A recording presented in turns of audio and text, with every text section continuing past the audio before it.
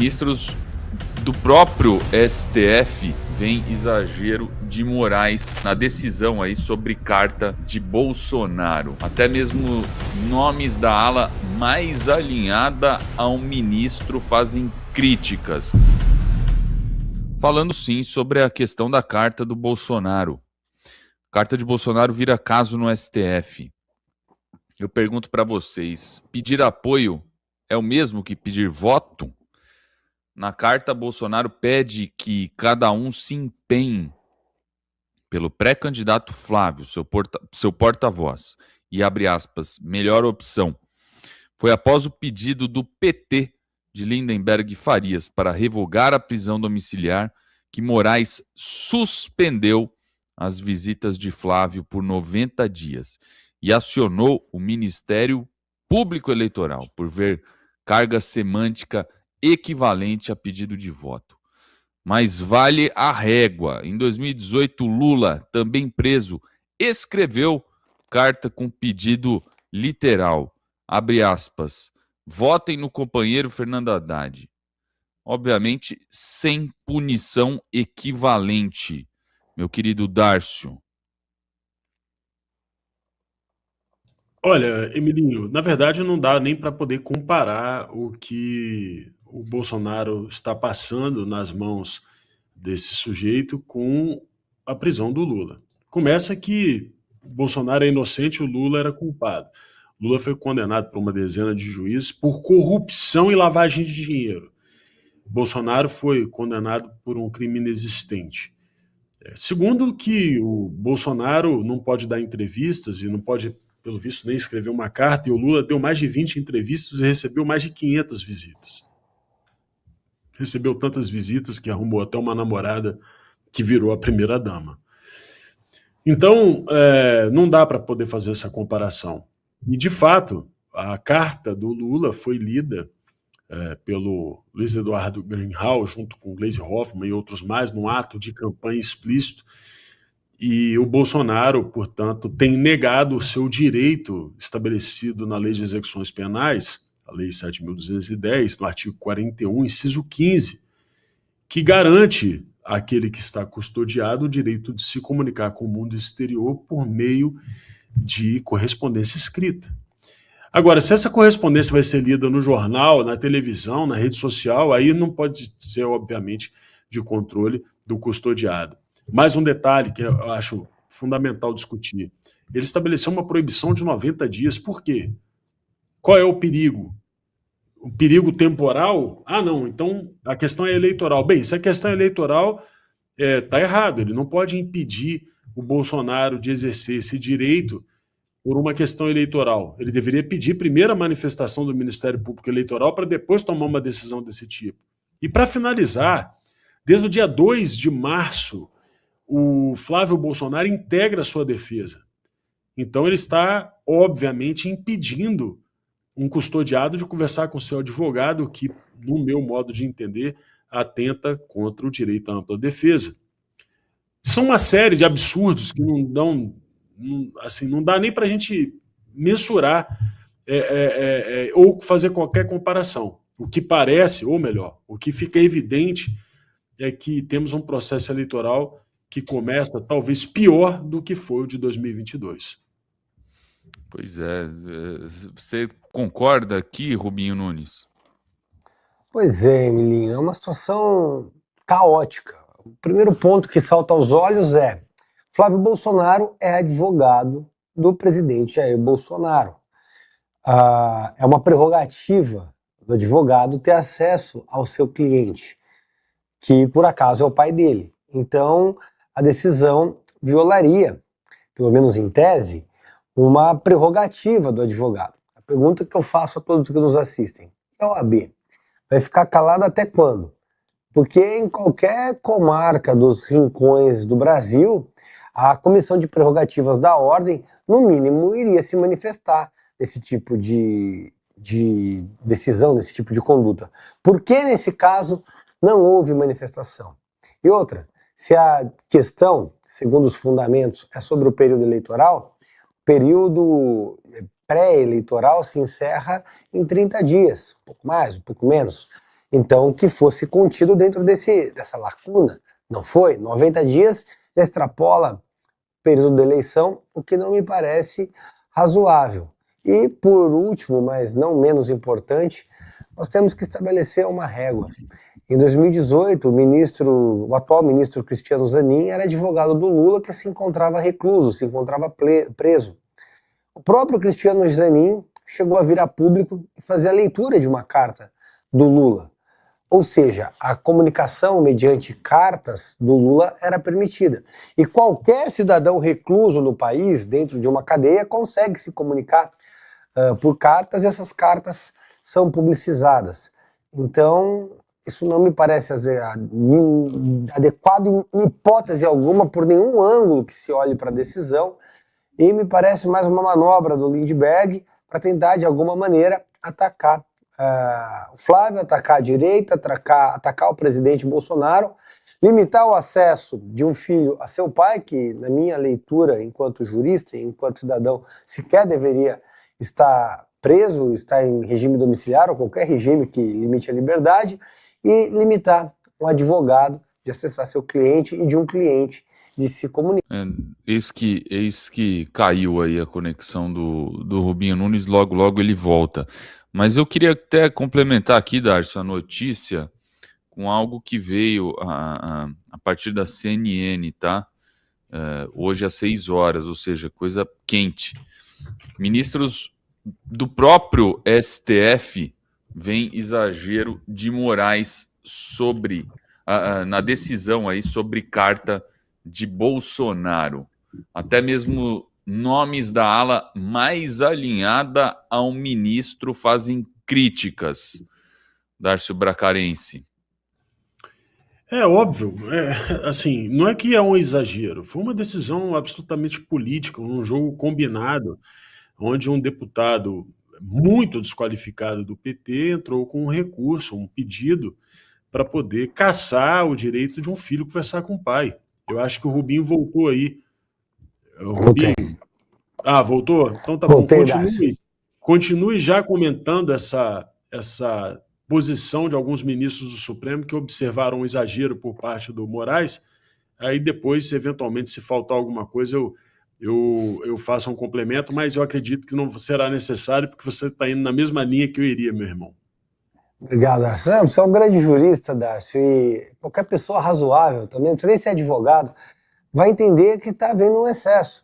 Os ministros que entenderam que houve um excesso, que houve uma decisão desarrazoada, talvez estejam se espelhando pela equidade da decisão, porque foram os parâmetros adotados em 2018, que era o que eu dizia anteriormente. O Zanin, que era advogado do Lula em 2018, lia cartas do Lula. O Haddad se comunicava do Lula. Inclusive, o Lula praticamente coordenava a campanha do Haddad de dentro da cadeia. E vale lembrar que o Lula foi candidato, pré-candidato, é o termo correto, até o registro da candidatura. Ele chegou a registrar a candidatura. E eu me lembro muito bem porque eu fui o advogado que entrou com a ação, que foi julgada pelo TSE e que naquela época impediu a candidatura do Lula. Eu fui o advogado que entrei com esse processo. Aquela época era o Lula preso e as leis valiam com equidade, com rigor. Tanto é que a candidatura dele foi impedida porque era ficha suja.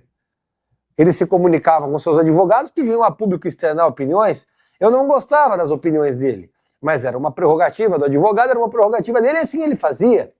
Agora, em 2026, com o presidente Bolsonaro, a prerrogativa do advogado se torna secundária, a prerrogativa, o acesso às visitas se tornam secundários, a comunicação dele se torna totalmente limitada, ele já não tem acesso às redes sociais dele não podem se comunicar, e além de tudo isso, ele não pode sequer escrever cartas. Querem eliminar o Bolsonaro, a existência do Bolsonaro.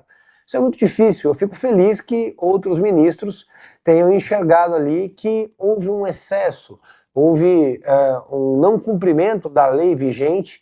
Então, talvez essa decisão venha a não se sustentar por muito tempo, e eu espero, sinceramente, que isso aconteça, essa decisão seja derrubada o mais rápido possível.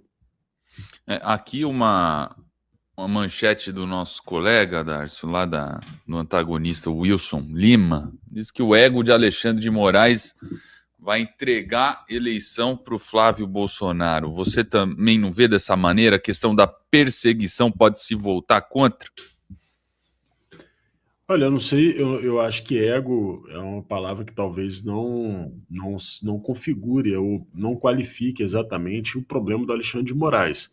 De qualquer modo, o que eu observo é uma obediência do Alexandre de Moraes ao sistema político, ao petismo, uma obediência, uma subserviência. O Alexandre de Moraes, ele é operário de um sistema, gente. Ele não é o chefe, aquele que pensa, não.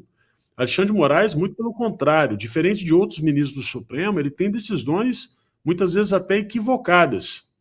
Basta lembrar que um advogado, Fábio Faria, apontou erros de português nas decisões dele, inclusive que acabaram ensejando ali num prejuízo ao Daniel Silveira, uma vez que até mesmo as cautelares eram mal escritas, de modo que dependia ali de algum tipo de exercício muito sacrificante para poder interpretar, dada a limitação dele.